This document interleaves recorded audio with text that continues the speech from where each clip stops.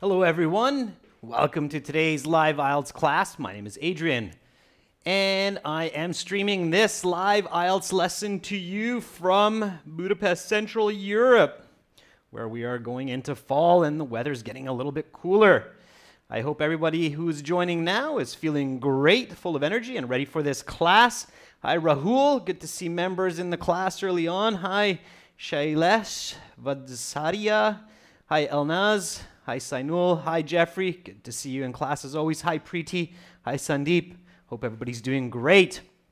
All right, so today we are targeting IELTS reading strategies. Specifically, we will be looking at list of headings and multiple choice type questions. These materials, the exams, are coming from our full course. For those of you that have our exams and that are using our exam books, this will be exam 6, passage 1. So if you have the paperback version, you can get those from Amazon. You can open that up, or you can maybe open up a PDF on your computer. And as usual, our materials are coming from our websites, aehelp.com for academic IELTS, and gieltshelp.com for general IELTS. So be sure to check us out there. Join our premium world-class course. You can use it on your phone, tablet, PC. Over 100 hours of HD lesson videos, full versions, of course, with no ads, as well as an interactive course. And you can also now get our a version of our course from Udemy. So if you go to Udemy, you do a search for AE Help IELTS, or type in this URL, you will find our course there also. Good for you, Jeffrey. Yes, we just uploaded a new speaking video, parts 1 and 2, with a Thai candidate. She is a native Thai student. And her score is 7.5. So make sure to check out that new speaking video that's available on the channel as well. Try to figure out why she got 7.5. You can see the full video, of course, on our website. It will be there very shortly. Okay, everyone, just before we get to the reading part here, a quick reminder of our schedule. We are doing these broadcasts according to Central European time. Today, reading strategy. Tomorrow, speaking part 3. It'll be something new. And then on the 13th, we'll have a members chat only. Students who are members of our channel get access to our exams, get to request classes, and get access to our live streaming archives as well. All right. 14th, we're doing an HD video shoot, so no class. No class on Sunday, no class Monday, Tuesday. Back to classes on Wednesday. That will kind of be typical for us. All right, so without further ado, let's take a peek at the reading passage for today. Okay, so here is a reading passage. Again, this is reading passage 1 coming from exam number 6. So you can see test number 6 up at the top there. This passage has 3 of the most feared and hated types of questions in the reading section of the academic IELTS, but you might see something similar in general IELTS as well, so pay attention. It has a list of headings type question. It has, so here's that list of headings. We'll talk about that in a minute. Then here's the passage. And then it has a yes, no, not given set of questions, and then finishes off with 3 multiple choice questions. Probably the question types that most students are kind of worried about or stressed about, but there are some really good strategies for these types of questions, and once you learn them, practice them, you can do quite well and get a good score. So don't worry about it.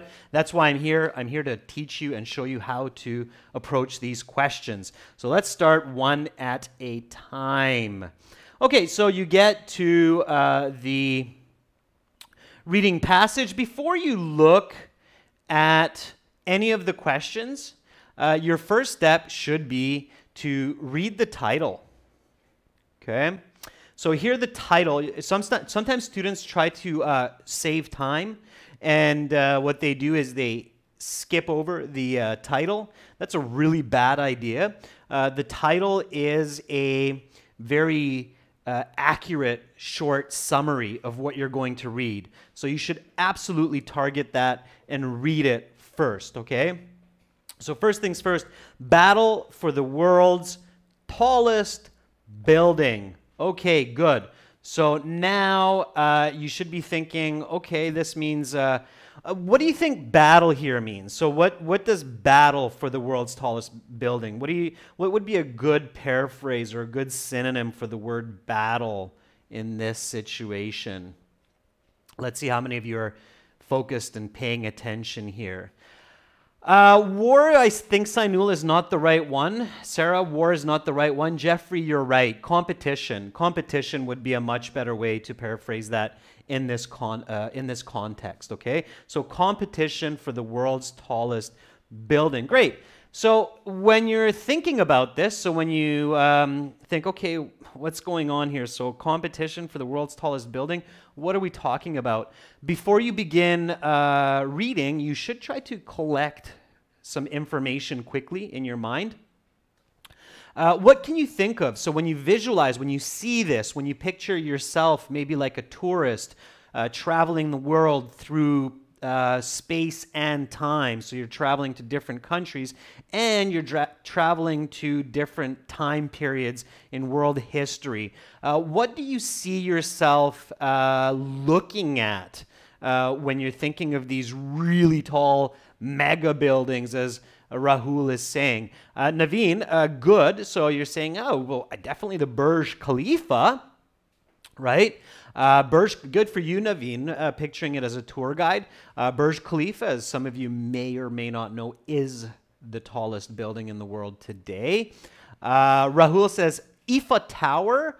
Do you mean Eiffel Tower? I don't know about Eiffel Tower. World Trade Center, Earzoom says. Yeah, I believe in the place of the World Trade Centers now, Earzoom, in the US, they have what's called the Peace Center or the America Building or something it's called. I'm not keeping up with that, but it is a big building, certainly. Jeffrey says Taipei 101. Yeah, definitely Taiwan Taipei has some massive skyscrapers, and Taipei 101 is one of those. Twin Towers, Rahul, perhaps, but they're no longer around, so maybe. All right, so definitely some good ideas there. So you're thinking about that. And you should be thinking about what, why, and how. So you're thinking about the what, right? What? The Burj Khalifa, the Eiffel Tower, the Taipei 101. Now the why. Why? Why build these big buildings? So we'll get to these questions, don't worry, but you got to think smart here. You got to use your critical thinking. Don't just immediately jump at the questions in the passage. A little bit of critical thinking goes a long way to save yourself time and increase your band score. So why build these really big buildings? Rahul says, well, accommodation. You can fit a lot of people into these small spaces. Sunset Swallow says, well, it definitely attracts visitors. Absolutely. I bet you a lot of people travel to the UAE to see the Burj Khalifa for sure. Tangba says they're landmarks. Jeffrey says for fame. Absolutely. When a country builds a massive building, they become famous. Naveen says pride. A country is very proud of these big buildings. It shows their technological and economic power, right? And Earzoom says, don't forget, it's beautiful. Humans love beauty, and we're willing to go a long ways to create something beautiful, including these mega structures. Mohammed Youssef says to reach the sky. People love to be high up there, above the rest of us all, looking down at the world, feeling like they're on top of it all. And of course, the view is quite amazing. Good. Very good. All right, so you've done that. How? Of course, technology, lots of money, effort, investment. And that's how we do it, put it together from steel and concrete. All right, so now we can go back and have a look at these questions, right? So here we go, list of headings. Okay, so you say, all right, list of headings questions. Should I read all of this before I read the passage? What do you think? Because remember, it's not a good idea to read all the questions before you read the passage. So should I read this list of headings question before the passage? Naveen says yes. Sami says yes. Rahul says no. Vegan Jeffrey says, nah, it's not necessary. I suggest yes, but it's one of those ones where you could be two ways about it depending on the way your brain works and your skills. But I say yes. I say read it before. Notice something interesting. It says reading passage 1, and this is exactly the same as in the official IELTS, okay? So it starts with reading passage 1, and before the title, before the passage, you have this question. It's the only one, okay? There are 11 types of questions in the reading passage of IELTS that you could see. And this one from the 11 is the only one that's given to you before the passage. Because according to the IELTS people, this question is quite possibly the only question that you should read before the passage. All the other 10 question types, you should be reading after the passage. I kind of disagree with that, but definitely this one would be a good idea to read before the passage. So let me make a note of that, okay? So let's start taking some notes here about what to do with these questions. So list of headings questions, okay? Number 1, tip. Read it before the passage. It is given to you. It is the only question given to you before the passage. Okay? All right, so definitely read it before the passage. Let's do something a little bit crazy here. Let's think about the multiple choice questions. We'll come back to the list of headings in a second. Okay, multiple choice questions. So we're looking at our questions here. We're going to read that one in a minute. Let's go to multiple choice questions. We're focusing on these two question type strategies today. Should I read these before I read the passage? So staying on kind of the same idea of to read before the passage or not to read before the passage. Rahul says, don't read it before the passage. Rishi, I'll talk about that in 2 seconds. Naveen says, absolutely not. Preeti says, no. Jubilant James says, yes, you can read the question, but don't read the options. I agree with Jubilant James. So the idea here is read parts of questions or read questions that have information which is in the passage. Do not read parts of questions or questions that could be wrong information or that are not in the passage, except for list of headings. So when you're looking at multiple choice, in multiple choice, the question, so this information is definitely somewhere in the passage. But this information, 3 of the 4 is definitely not. Okay, so 3 of these 4 will be confusing. So you want to ignore reading that. Okay, the only thing you want to read is this here. That will also save you time, not focusing on this part of the question. Okay, so just read the question, not the choices. Okay, so here's the tip for multiple choice.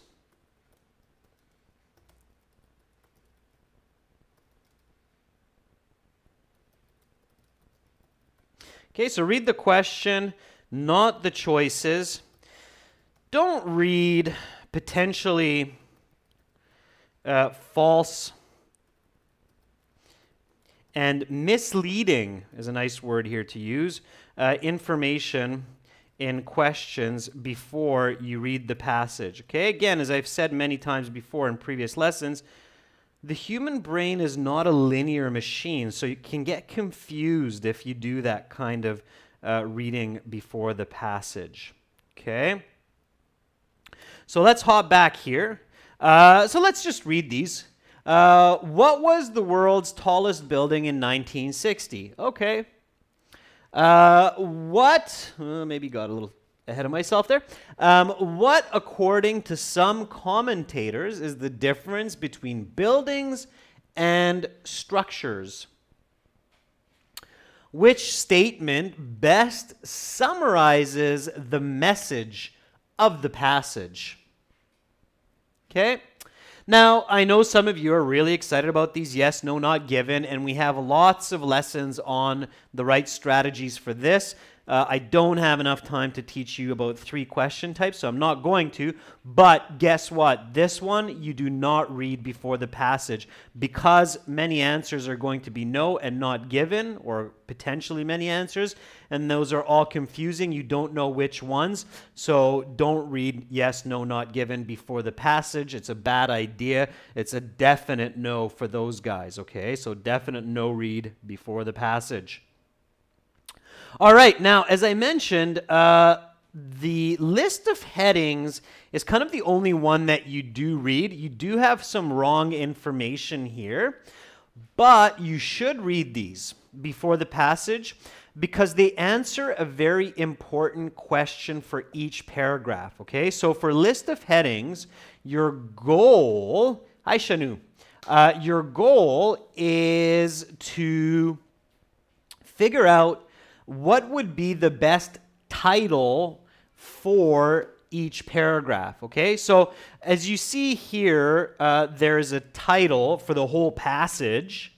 Now imagine that if you're just looking at a paragraph and you read only this, you have to give it a title. Then you read the next paragraph, you read only this, and you have to give it a title. So that's the idea of the list of headings questions, okay? Harmeet, yes, a wide range of vocabulary is a good idea. Critical thinking is even more important. So let's jump back to these list of headings questions. What question does this answer? So when you choose a list of headings answer, what question are you actually answering? Let's see if anybody's figured that out, okay? Remember, there's a specific structure to body paragraphs. A well-written body paragraph usually answers 3 questions in most cases, and they're usually in this order. Okay, Du Nguyen says, the right answer. Du Nguyen, if you guys and girls are watching the chat, Du Nguyen is saying that list of headings questions answers, what is the paragraph about? And Muhammad Yusuf says, well, a good body paragraph should always contain the information of what, why, and how. Another way to think about that, Muhammad Yusuf, is topic sentence, explanation, and an example. Okay, topic sentence is what the paragraph is about. An explanation is why you've just stated that. And the how is the example. So it's how does it work in real life, or how do you show this in real life, okay? So Jubilant James is on par here with us as well, and that is great. Rishi, skimming and scanning is a horrible idea, especially if you're going for high band scores. It doesn't work. Way too much paraphrasing in IELTS for that. And you can get a lot of wrong answers. List of headings will be a good example of why. Okay, so again, let's go back here, and here's our tip number 2 for a list of headings. This question answers the what is this paragraph about? Okay, it is usually the topic sentence. And therefore, it is the answer is commonly found in the first 1 and or 2 sentences of body paragraphs. Okay? Except for which paragraphs? Okay, so usually you'll find the answer to list of headings in the first one or two sentences. So here you'll probably find the answer for paragraph B in this first one or two sentences, except for two paragraphs. And Naveen's on top of it. Naveen says, careful, my fellow classmates. The first and last, or the intro and the conclusion, are a little bit more tricky. Okay, figuring out what those paragraphs are about is not always as easy as reading the first sentence. That's because the information can be inferred, means it's indirectly stated, and it can be inverted. So it means that what the paragraph is about could be found, for example, in the thesis statement of the introduction. And you'll notice in your IELTS exams, when you're studying the latest IELTS practice exams, you'll notice that they give the example for paragraph B and not for the introduction. That's because they often know that the level band 8, band 9 students can figure out the introduction and the conclusion, and usually these are the two most difficult in this type of question. Okay, the body paragraphs are the easier, so the example is usually given for you for body paragraph B or sometimes for C. Okay, so pay attention to that. Okay, all right. So, so far so good. Hopefully it's clear. Any questions so far about list of headings? So anything that I've said so far that you're not sure about, ask me. Hi, Shaquille Joan. Welcome to the first class with me. All right. Jubilant Jane says, it's all clear. All right, so let's have a look then at the list of headings in a little bit more detail. So I know that I should look at these before the passage. What else should I do with these while I'm reviewing them before I read in the IELTS? So I'm sitting down, I finished the listening section. This is passage 1, I'm getting ready.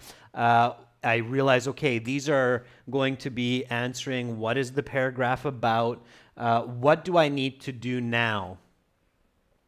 Shailesh, you won't be able to find keywords because there's something else going on. Jubilant James says, paraphrase them. Absolutely. So Jubilant James says, you got to try to say these in your own way. Okay? If you can't paraphrase them, don't panic. Just leave it. Okay? Keep going. But if you can, fine. Okay? A controversial designation, or if you can only partially paraphrase them, that's okay too. So if you don't know the word designation, don't panic. It's okay. If you know the word controversial and you can paraphrase this, that's already a good start. Okay? So paraphrase them. The reason why is because your answers in the passage, the information, will be a paraphrase. It's very rare that you're going to find the exact same word in the paragraph as in the choices. And if you do, it's often the wrong answer. Okay? So you have to paraphrase these. What's another way to say controversial? Think about that, and I'll write up this very important note for you. Okay? So this is a remember kind of note here. It is very rare to find the same words in the correct list of headings choice. That's because it would be too easy that way. List of headings choice as the matching paragraph. And often when you do, it is the wrong answer.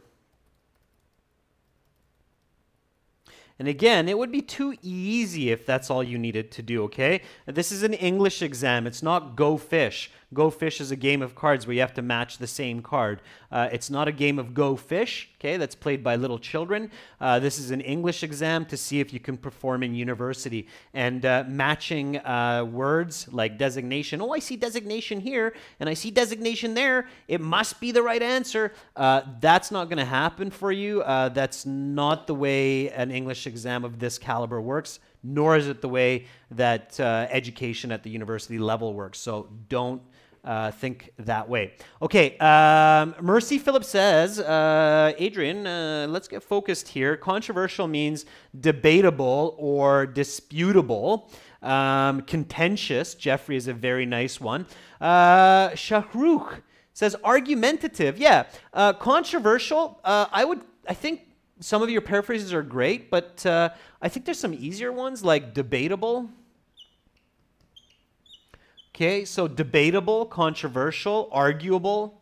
Those are probably the most common ways. Designation. Let's see who knows the meaning of that word.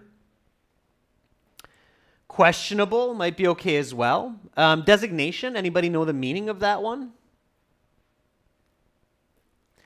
Position is not bad. Syed, Mehdi. Yeah, position is not bad. Status is okay. Jubilant James. Yeah, position, status. Appointment would be as well a good one. Okay, so appointment would be a good answer. Label would be another one. I'm just giving you some different ones that I haven't seen up there. Okay. Status is a good one as well. All right, good. The Industrial Revolution. What's another way to say the Industrial Revolution? What is another way? It's a kind of a tricky question, but it's possible to paraphrase even this word, the Industrial Revolution. You could think about it as mechanization in the 1600s. Okay, so the Industrial Revolution is when factories and industrial growth started to happen, especially in the United Kingdom, starting in the 1600s. Okay, and that's mechanization, so the use of machines for production, and that's the Industrial Revolution, absolutely. I believe it was the late 1600s. The birth of factories, Jeffrey, is a good way to say it as well, absolutely. Buildings in space. What's another way to say that? We could say something like structures in the universe. Okay. Fast and impressive. Quick and amazing. Something like that. The reign of churches. The rule of cathedrals. Okay, now you're probably going, whoa, whoa, whoa, Adrian, slow down. You expect me to do something like that? Yeah, I do. You don't have to do it as quickly as me, and or you don't have to do it as quickly as me yet. But when you're practicing at home to get ready for the IELTS, definitely take this step and write down the paraphrasing for each of these possible choices for the list of headings. During the IELTS exam, you don't have time for that, okay? Most of you will not have time to write down all the paraphrasing for each of these choices. So don't do it. Don't write it down, but think about it, okay? In your head, try to think about as many of these words, as many of these paraphrasings as you can, okay? Of course, you have a tool to help you. So what tool helps you to paraphrase? Just give me a moment here. It's a quick peek at my daughter a couple years back. She's a cute little baby. And here we go back to the lesson. So what tool can help you to paraphrase if you're lost and you don't know synonyms or antonyms or definitions, descriptions? So how can you get help with the paraphrasing? What can you use? And you have it in Microsoft Word, which I'm sure most of you have on your computer. It is a thesaurus, Muhammad Yosef. It is a thesaurus, Jeffrey. Very good. Thank you. Sheesh. Yeah, use a thesaurus, okay? So thesaurus is a synonym antonym dictionary. That's what you want to use if you get stuck doing this when you're practicing at home. It's a great way to improve your vocabulary as well. So definitely do it. It's in context, so it's good. All right, so paraphrase. The choice is on paper, at home, when getting ready for IELTS. Use a thesaurus if you are stuck. Okay, it's in your options in Microsoft Word. Let me show that to you real quick. I think it's in the Home tab or in the Review or References. I think that's the right tab, maybe. No. Review. Yeah, it's in the Review tab, okay? So it's a little bit small here, but if you go to your Review tab in Microsoft Word in the top left corner of my English version anyway, you can click on the thesaurus. When you click on that, it'll bring up options for different words, okay? You can just type in a word and find it there, so. All right. So remember, paraphrase. On the IELTS, so during the exam, don't write down the paraphrasings unless you're very quick. Paraphrases, but definitely think of them in your head. Okay? It's a very good idea. It will help you find the right answer. All right? Now, some of you are probably thinking, Adrian, this is taking way too long. But it isn't, okay? When you do this at home and you practice this regularly, you get very quick at it, all right? You'll be very, very quick, and you'll be able to do this quickly. So again, go through all of them and paraphrase. Now, there's one last important detail with these list of headings questions that's a little bit different from the other questions, okay? So you've done your paraphrasing, you're feeling good. In the real exam, you've thought about your paraphrasing, you're feeling great. One last tip is list of headings questions. It's the only question type that I suggest you answer while you read. All of the other question types, answer after you finished reading, okay? This one, answer while you read. It's a little bit easier. It's hard to keep in mind all of the information and then do it at the end of the reading. So, so definitely answer while you read, okay? And we're going to do that now, okay? So okay, so this is going to be tip number 5. So answer these questions after reading a paragraph. Keep in mind, it is the only question type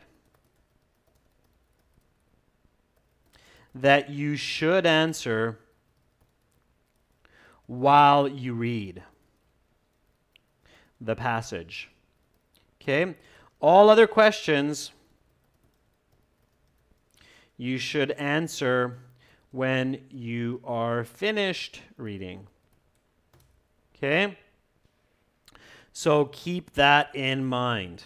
All right? Keep that in mind. Let's do that now. So let's read this together. Battle for the world's tallest building. We'll answer each of these as we go along. So we'll do this list of headings questions. Okay? All right, here we go. So, A, read with me nice and loud. I absolutely recommend doing aloud reading at home when you're practicing for the IELTS. Read with me aloud. So, the desire to construct taller and taller structures has been a part of human culture for at least 4,500 years. Dating back to ancient Egypt and through the modern day, the construction of tall structures has mirrored advances in technology, logistics, and engineering. Today, the world's tallest buildings are landmarks, tourist attractions, and points of civic and national pride for residents. I finished reading the question. I ask myself, do this in the exam. So after you do your paragraph, ask, what is this paragraph about? And actually do that. So when you're practicing at home, ask yourself, literally ask yourself, say, don't think you're going crazy. Okay, you haven't lost your marbles, but actually ask yourself, what is this paragraph about? And then answer in a full sentence, okay?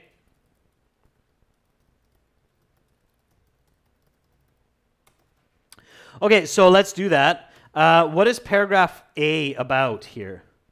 So what is this paragraph about in a full sentence? What is paragraph A about? The one that we just read.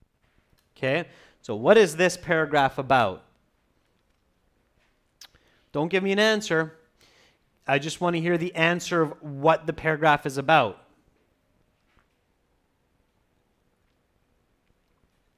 What is this paragraph about? What is it talking about?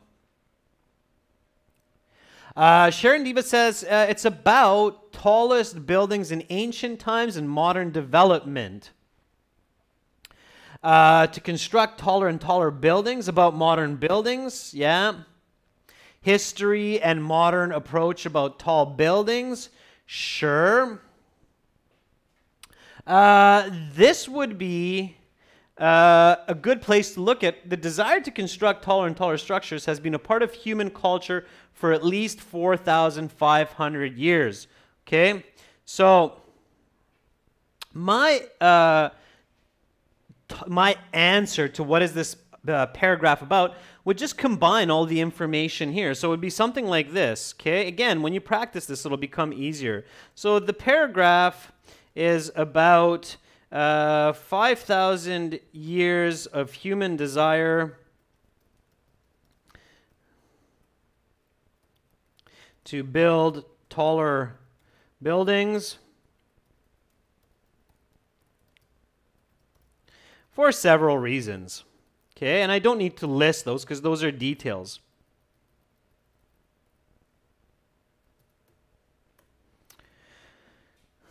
Oh. All right, so that's my full sentence answer. The paragraph is about 5,000 years of human desire to build taller buildings for several reasons, okay? Technology and so on and so forth. So now what I want to do, okay, is then match the closest choice, okay? So if I'm thinking about this, the paragraph is about 5,000 years of human desire to build taller buildings for several reasons. What is the closest choice from the options given? Okay, so we have a controversial designation, Industrial Revolution, buildings in space, fast and impressive, the reign of churches, the Strasbourg Cathedral, a part of human history, technology, logistics, and engineering, the industrial acceleration, tall structures of the ancient world, looking towards the future. What do you think is the closest answer to this? So a lot of you are saying, well, I think it's 7, right? Because we all seem to say that it's the history of humans. So, okay, fine. Yeah, I agree. I think this one. Why not this one? Why not technology, logistics, and engineering? So why not pick 8 instead of 7? Anybody? It can't be IRSM, and there is a reason for that. So I would pick 7. Okay, let's keep it there. So put in the Roman numeral 7 in the answer space. The reason I wouldn't pick, it's important to know why not to pick something. So the reason I wouldn't pick technology, logistics, and engineering is because it's details. Okay? It's just details in the paragraph, and we're not answering the why and the how question. We're answering the what question. And the what question is better answered by a part of human history. Tall buildings have been a part of human history is much more accurate to the what question. Why? Because it's a development in technology, logistics, and engineering. Okay, so again, remember, you're focusing on the what question. And this is where if some students are skimming and scanning for answers, so you're searching for answers, and you're looking for these, you might get it wrong because you'll find those words in the paragraph, but it's too specific. The question asks you, okay, to find the correct heading for each paragraph, not find the details of each paragraph, okay? So keep that in mind. All right, let's continue on. Oops, let's jump back here and continue on. So paragraph B, okay? So we're gonna go a little bit more smooth, a little bit more fluid now. Ancient Egyptians believed that to be closer to the sky was to be closer to the realm of the gods and afterlife. While regular Egyptians had to settle for burial in the ground, the pharaohs got to be entombed much closer to the sky in purpose-built pyramids, the world's first truly high structures. The Great Pyramid of Giza was built in approximately 2560 BCE for the burial of the pharaoh Khufu, reaching a height of 481 feet. At the time of construction, the Great Pyramid was the tallest structure in the world for almost 4,000 years. What is this paragraph about? What is this paragraph about? In a full sentence, okay? Answer me in a full sentence.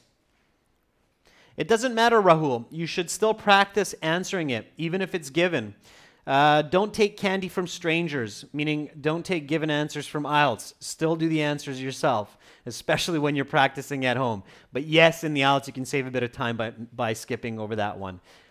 Okay, so tallest building, about old buildings, Amardeep, yeah, absolutely. The Egyptians' fantasy to reach the sky, well, it's a little bit specific, Aditya. The first tallest buildings were built by Egyptians, says Jeffrey. That's what it's about.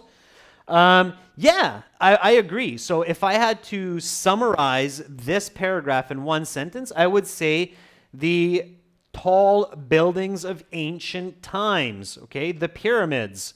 The tall buildings of ancient times, the pyramids in Egypt. That would be my answer.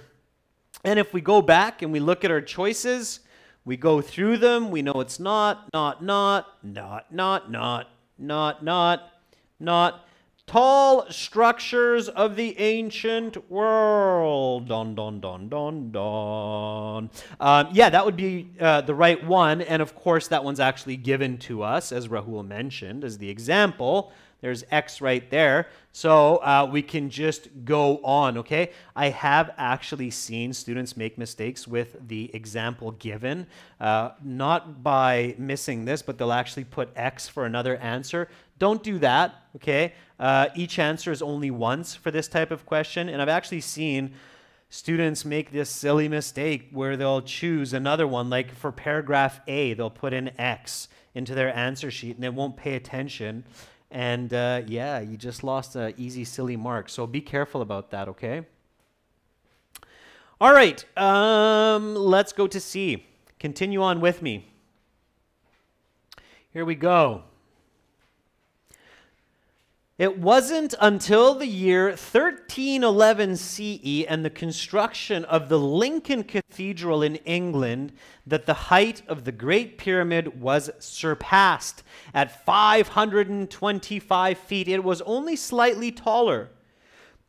Throughout the period from 1311 to 1880, the title of the world's tallest building changed hands a number of times through both destruction and construction, but each structure was a European church.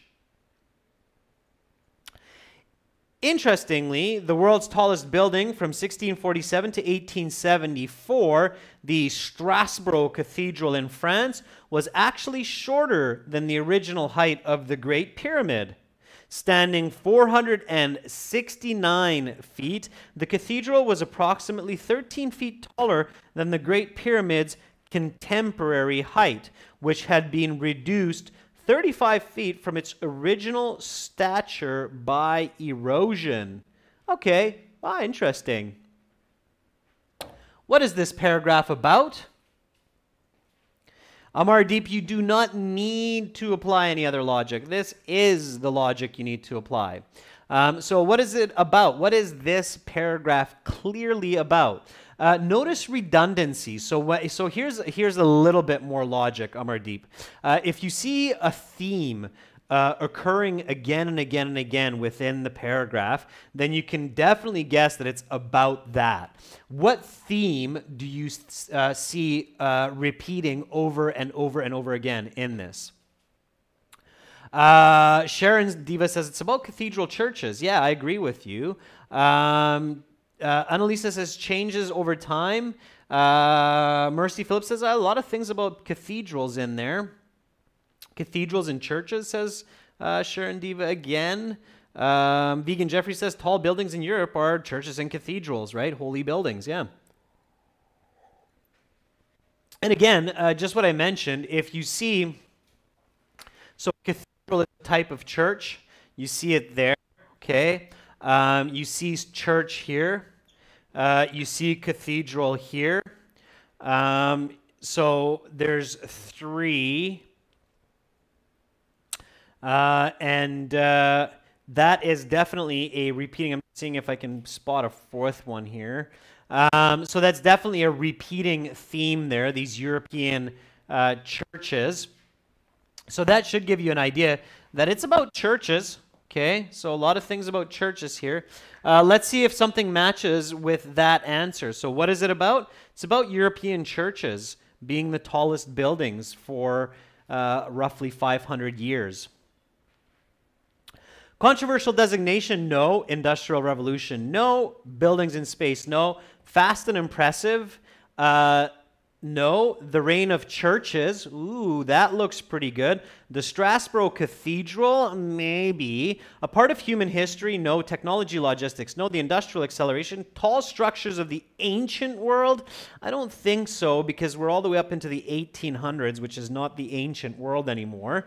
It's history, but not ancient history. And then looking towards the future. You should know ancient means thousands of years, okay? Not hundreds of years, okay? So a lot of you are saying it should be 5. Why not 6? So why not Strasbourg Cathedral? It's there. So that word is in there. Why not 6? So why is it not 6? Very important question. Muhammad Yusuf says it's not just about one church, okay? It's too specific. It's an example. Absolutely. List of headings is asking you to give a title for the paragraph. So what is the paragraph about? And you're right, Muhammad. It's not just about one church. So this is too much detail. It's more about the how. Okay, it's an example. It's the same as what I showed you, especially for those of you who are watching the class from the beginning, with this one. It's the same. It's too specific. Okay, so if you're searching, you're skimming, and you're scanning, you might have just gotten 2 of these wrong, okay, because you find this one, you just got it wrong. I saw Strasbourg Cathedral, you just got that wrong as well, okay? So skimming and scanning is not a good strategy. Don't use it if you want good marks, especially for these list of headings questions. So the best answer here is the reign of the churches, so the rule of the churches. Even if you don't understand this part, just churches, plural, and seeing that the paragraph talks about multiple churches is a great logic, okay, for that one. So definitely choose number 5. Now, notice that I'm not crossing these out. Okay, so we picked 5. We have 10. 10 you can cross out, but it's the only one. And I didn't cross out this one, okay? Why am I not crossing out these choices after I choose them? Here's another interesting tip for these list of headings questions. Why is it a bad idea to cross out the answers that you have picked and put into your answer sheet? And I definitely don't suggest it. So I don't suggest crossing this out. So Sharon says we could get confused. Aditya says maybe it can be used again in other paragraphs. Not quite, Aditya. You're kind of on the right track, but remember, there's only one correct answer here. Okay? Jeffrey has the right answer. Jeffrey says because you won't double check afterwards. That's right. So what happens is if you cross them out, then the next time you're just going to skip it. So you're like, oh, I already chose that one. I'm not even going to read it. But you should. Okay, so you should at least quickly glance at each option when you're giving these answers, because you might realize that, hey, wait a second, this one is much better for this paragraph than the one I chose it for, so I might need to change that. I might need to take a second look. Okay, so if you cross it out, then you're not going to double check, and you might not find that, in fact, it's the answer for a different paragraph. Cross them out. You can cross out X just because it's given, so you know it's not going to be that one, okay? This is the only one that you can be 1,000% sure is not going to be any of the answers, because that one's given to you, okay? So don't cross out answers, okay? So I gave you a couple more tips there that you can use. One of the students was asking there, okay, for these questions. So number 7 tip here is do not cross out answers, as you may find that the heading is actually better for a later paragraph. Okay, and 8, pay attention to repetitive themes like churches. This will give you a very good idea of what the paragraph is about. All right? So those are a couple more tips. All right, I think that's it for the tips. Let's keep going here. Okay, let's do D, paragraph D. Bear with me. Let's read this one. So 1884 marked the first time the world's tallest building stood in North America. The Washington Monument, standing 555 feet in Washington, D.C., is also the world's tallest obelisk and tallest all-stone structure. During this period, engineers and architects were reaping the fruits of the 19th century Industrial Revolution, which led to the accelerating advances in construction, engineering, and technology.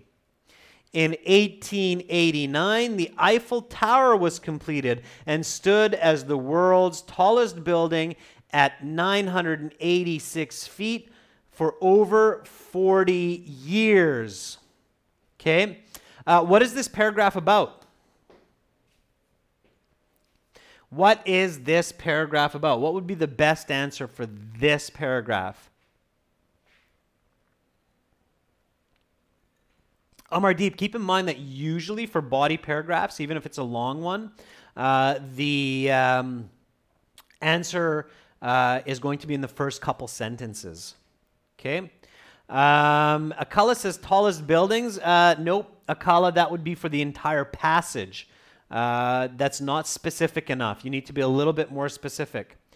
Hussam, very nice in 2 words. You're saying construction and technology. Sai Pratap says kind of the same thing, says latest technologies and how that affects taller buildings. Jitesh says, making use of technology and engineering for building bigger buildings. Yeah, those are some good answers. So it doesn't have to be the exact same answer for everybody. It just has to be the same idea, okay? And the same idea here is new technology helps to make taller buildings. Let's see if we can find something that matches what some of you students and what I just said. Okay, so controversial designation, I don't know. The Industrial Revolution, maybe that was in there. Buildings in space, fast and impressive, I don't know.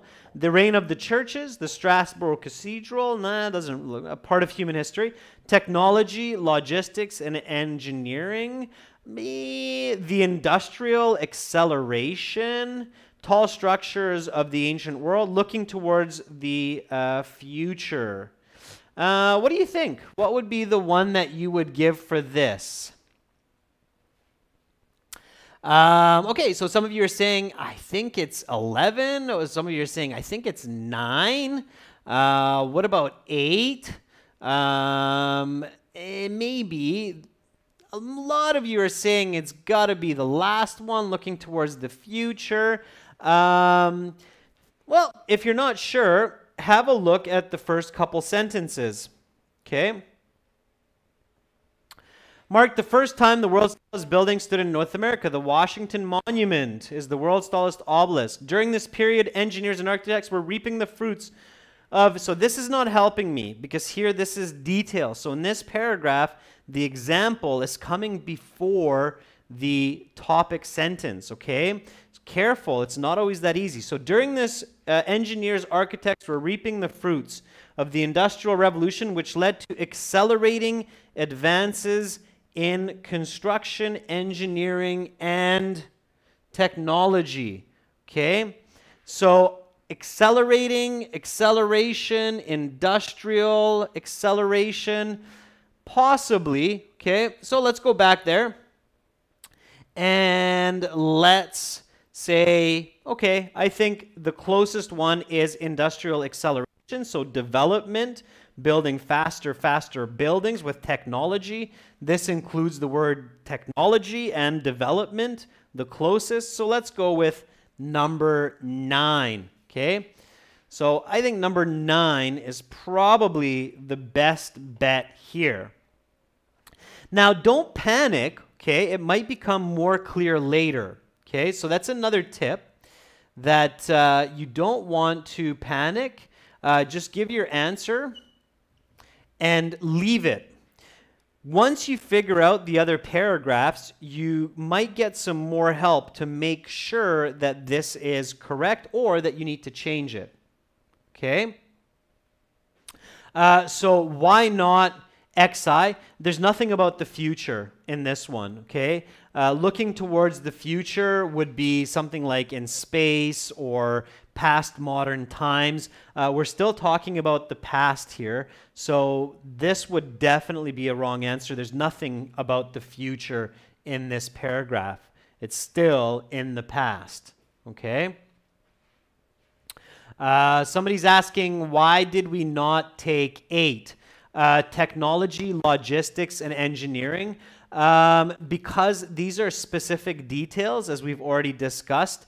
Logistics is not really discussed in this paragraph from what I saw, but it could be. Okay, so we'll keep a question mark there. Let's just continue on. I think industrial acceleration makes more sense because the paragraph says they're reaping the rewards of the industrial age, and there's acceleration in the buildings of tall buildings and technology, okay? Jubilant James is saying, why not number 2, the Industrial Revolution? It could be. I mean, it does talk about that as well, so it could be one of those, but the industrial acceleration could be right as well. We'll find out. Don't worry for now, okay? We can go back to it. Just have faith. Okay, let's go to paragraph E. The reason why you want to continue here is because you might realize that the Industrial Revolution or logistics technology will be the answer from one of the later paragraphs, and then you won't have a question in your mind, okay? And Sharon Diva is right. Acceleration is more specific in this case. All right. Just a moment. Let's get back on here. I'm just realizing we're running a little bit short on time, ladies and gentlemen, so I think let's switch to multiple choice. What I will do is go through a couple multiple choice with you, and then in class tomorrow at the very beginning, I'll give you the answer key for these so you can be sure. But I do want to jump to multiple choice just for a minute, so we got to finish reading this passage. And then I want to talk a little bit more about multiple choice, okay? All right. Let's keep going. Let's go to paragraph E. Let's finish reading the passage. So the designation of world's tallest building returned to the United States in 1932 with the construction of the 1,250-foot Empire State Building in New York City, one of the incredible architectural achievements of the 20th century. It was completed in just over a year at an astonishing pace. The first building in the world to boast over 100 stories, the Empire State Building stood as the world's tallest for 36 years. Okay, let's keep going. After domination by Egypt, Western Europe, and the United States, 1975 saw Toronto, Canada's CN Tower, steal away the designation of world's tallest with a height of 1,815 feet. Over a third of a mile high, the CN Tower was the world's tallest for 32 years. This designation is disputed by some academics as they believe a building must be inhabited or be worked in order to count as a building. The CN Tower is neither worked in nor lived in, though it does have an observation deck. So while it was unambiguously the world's tallest structure during this period, opinions differ on whether it was the world's tallest building. 2007 clarified any debate there was concerning the designation. With the construction of the Burj Khalifa in Dubai, United Arab Emirates, it became undoubtedly the world's tallest structure and building.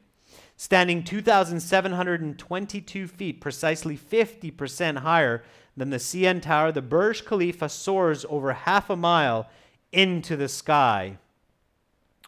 Where do we go from here? What heights will buildings of the future reach? Will we one day construct buildings that reach into space? While the impetus for the construction of taller and taller buildings may no longer be proximity to the gods, the desire to touch the sky with our creations remains. Okay, so let's jump the yes, no, not given. You can have a look at this, and you can take a look at the video later on the channel and try to answer this yes, no, not given. If you don't know much about these questions, search for some other videos on our channel that talk about that question type, okay? So let's have a peek at some of these multiple choice questions. Okay, with multiple choice, there's one very important strategy. It is the most important strategy that you need to apply. Does anybody know what that is? What is the most important strategy that you have to use with multiple choice type questions?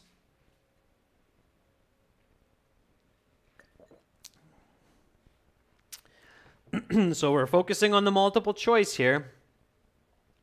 What is the most important strategy for multiple choice?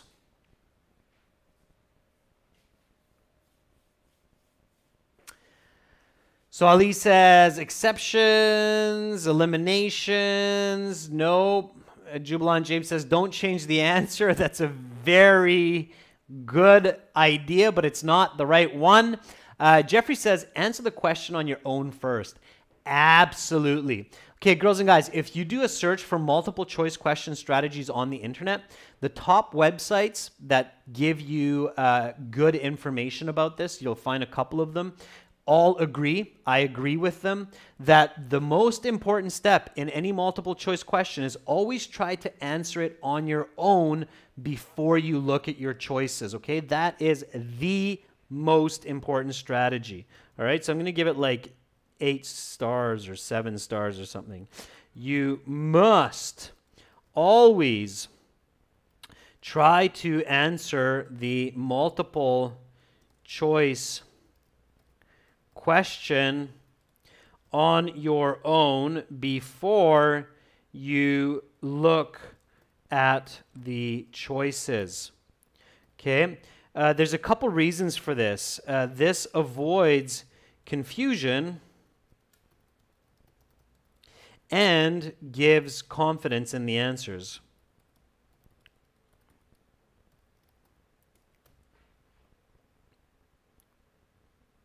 Okay, so when you try to answer the question on your own first, if you find the matching answer to your answer, you can be very sure that that is most likely the right answer. If you don't find anything that's close to your answer, then you can realize that, well, I'm off to left field and I need to pay attention, and maybe now I need to go back and have a second look at this, okay? Vikar's saying matching keywords is, again, I cringe, it pains me, Vikar's saying, when students write that into the comment thread of matching keywords. IELTS is full of paraphrasing. If you're matching keywords, you're going to bomb the reading section, and I really don't want you to do that, okay? So it's not a game of go fish, all right? The only band score you're going to get if you're doing that is probably like a band 4, 4.5, maybe a 5, okay? So don't do that. All right, so let's take a look at this.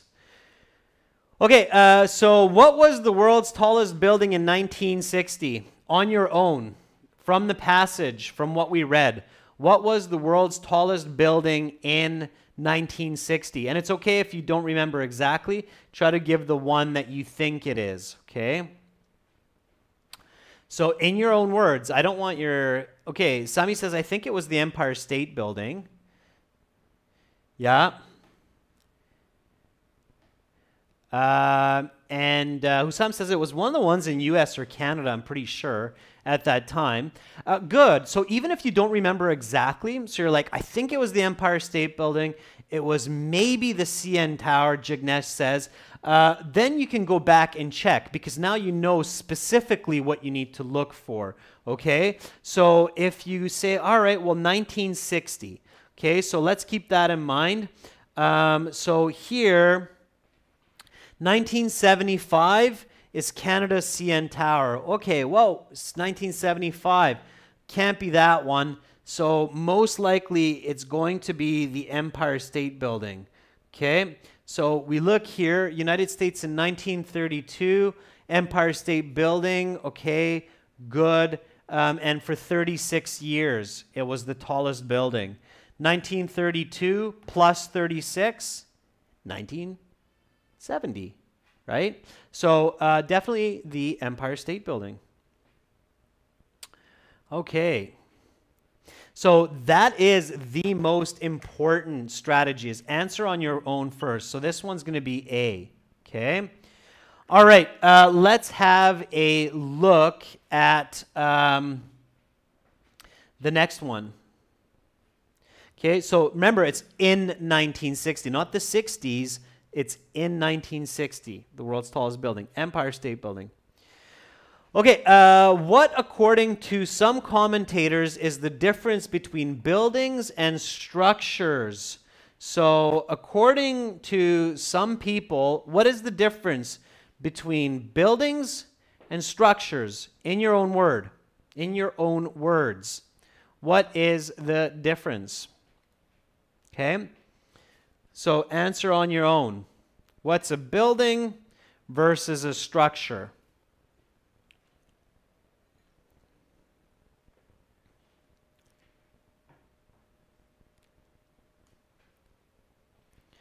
What is one versus the other? Earzoom says structures don't have solid body material. I don't think so. Earzoom, it doesn't say that in the passage. And in fact, the CN Tower is quite a solid body structure. Jignesh says buildings have residents. Structures are just tourist attractions. Careful, Jignesh. Buildings can be tourist attractions as well. Taib says buildings are higher than structures. Not true. CN Tower was the highest building in 1975. Mohammed says structures don't have offices, don't have people living in them. Yeah, so it clearly says in the passage that buildings should be something that people live in or work in. Structures, they can be something that we have, but people don't need to live in them or don't need to work in them. So, buildings are made of different materials? No. Buildings were constructed after 1932. That's definitely a silly answer, so we can cross that one out. We can eliminate that. Buildings are designed for people to spend time in? Maybe. Okay. Buildings have observation decks. Okay, I don't really remember anything about that, so probably not. So which is the best answer here? C, yeah, okay. Sure, yeah, okay. Spend time in, what is this paraphrasing? This is paraphrasing work and live. Okay, so work and live in. So C is the correct answer. This is the closest answer to work and live. All right, so that's going to be the right answer. Never change multiple choice answers once you have them. Once you pick the answer you believe is right, leave it. 80% of the time, people will change correct answers to wrong answers, so do not change your multiple choice answers, okay? That's the next tip that I want to give you. All right, so ladies and gentlemen, have a look at question 13 here. Which statement best summarizes the message of the passage? Answer this question on your own, then choose the correct answer. That is your last piece of homework assignment. So question number 13 for homework. Yes, no, not given for homework. And the last list of headings, questions here. So for paragraph E and F and G. So the last three paragraphs, figure out the best list of headings with the strategies that I showed you. That is all the time we have for today's class. I hope you picked up some valuable information from this lesson. Make sure to practice it at home.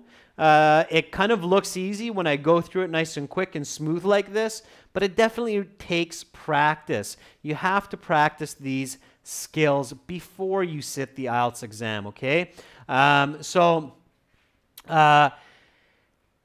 Study at home, practice your paraphrasing, apply these strategies, watch your band scores improve, okay? Again, you can learn, review, expand on these strategies, tips, and skills in our full courses. Join us, spend a few dollars, save a lot of dollars not having to sit the IELTS exam again. Learn from a structured course. Free online materials, girls and guys, they're great, they're fun. But you get a lot more from well-structured materials, a lot more efficiency in your studies with your time and your energy. So I highly recommend joining us for academic IELTS at ahelp.com. GIELTS help.com is for general IELTS. It's for your own good. I really, really believe that. So check us out there, join the full courses, and I will see you tomorrow for speaking part 3 practice and strategy. And I'll start the class off by giving you the answer keys for these questions for this reading passage, okay? Have an awesome rest of your day. If it's getting late in your country, then start to wind down, have a nice cup of herbal tea, maybe cozy up, read a little bit of a book, and go to sleep, have some sweet dreams, wake up fresh, energized tomorrow, ready for another beautiful day on our beautiful planet Earth. Thank you, Jeffrey, for that super chat donation. Always appreciate your support. Bye for now, everyone. Much love.